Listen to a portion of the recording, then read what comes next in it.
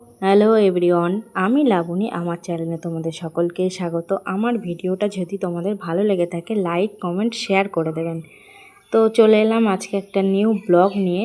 তো আমি এরকম লং ভিডিও কোনো সময় করিনি, ভীষণ ভয় পাই। প্রথম তো একটু মানিয়ে নিও তোমরা। তো জীবনের পথে জয়ী হতে গেলে ভয় না, সবসময় জয় করতে হবে। ভয়কে সরিয়ে রেখে জয়ের পথে হাঁটলেই সে সামনে এগাতে পারবে, নইলে অন্যদের মতন পিছিয়েই যাবে। সারা জীবন ভয় করলে ভয় সবসময় মানুষকে চেপে ধরে, তার কারণেই মানুষ ভয় পেয়ে বসে থাকে। তো ভয়টাকে সরিয়ে তুমি হাসি মুখ নিয়ে এগাতে থাকো। সাকসেস পাবে না পাবে দূরের কথা, তো তুমি এগাতে থাকো। কে কী বলবে, কে কী ভাববে, কেউ পছন্দ করবে কি না করবে, সেই সব ভয় তো মনে আছে। তার সত্ত্বেও আমি ভিডিওটা করছি। জানি না কে কী কমেন্ট করবে কি না বলবে, আমি জানি না, সেসবে আমার কোনো যায় আসে না। তো তোমাদের সাথে কথা বলতে বলতে আমরা সকালের পান্তা খেয়ে নিলাম।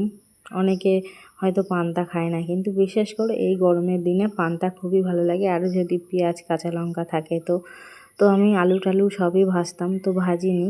আমার অনেকটাই লেট হয়ে গেছে আমার ছেলেকে স্কুল থেকে বাড়ি নিয়ে এসে।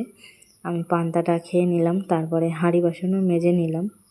নিয়ে চালটা ধুয়ে ভাতটাও বসিয়ে দিলাম।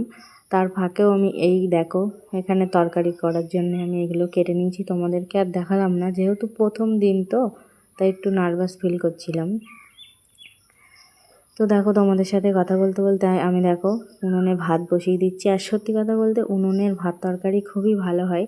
যারা উনুনে রান্না করে এর কতটা সুস্বাদু টেস্ট তারাই জানে। আর এই যে হাতে বাটা শিলের মশলা, যেই তরকারিতে পড়বে সেই তরকারি তো জাস্ট চুমা চুমা, সে কথা আর বলার কোনো ব্যাপার না।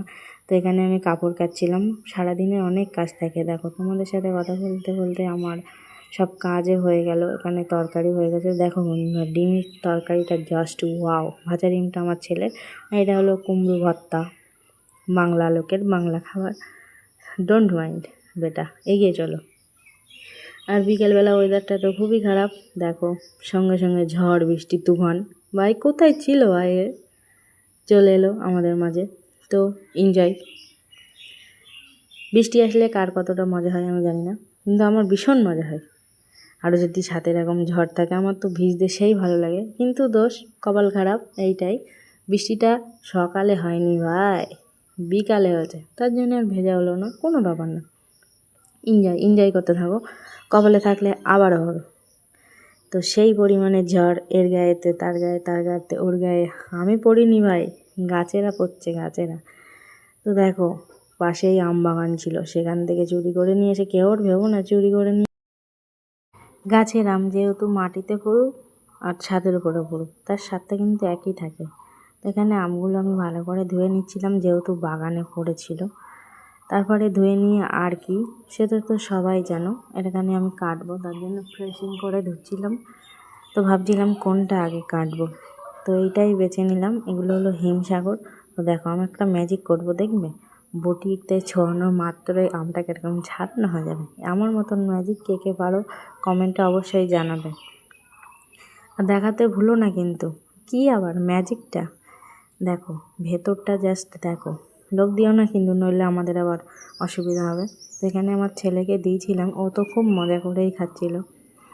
দেখো ওর মুখের কিউটনেসটা দেখো একবার জাস্ট। ভিডিওটা ভালো লাগলে সবাই তো জানো, ওটা লাইক করে দিও।